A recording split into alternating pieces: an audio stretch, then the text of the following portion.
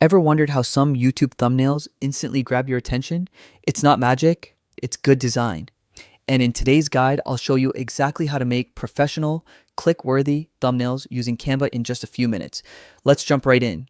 First, head over to canva.com and log in or create a free account.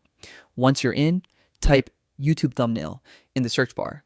Canva will automatically open the perfect size for you, 1280 by 720 pixels, so you don't have to worry about dimensions.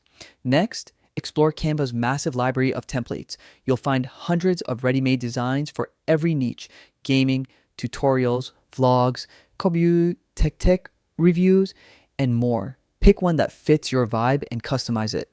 Now comes the fun part: design. Replace the background image with your own photo or upload a screenshot from your video. Then, use bold text to highlight keywords. Something short, punchy, and easy to read even on small screens. Play with contrast. Dark backgrounds with bright text or vice versa make your thumbnail pop. Want to make it even more eye-catching? Add elements like arrows, emojis, or gradients. Canva's drag and drop tools make this super easy. Just remember, simplicity sells.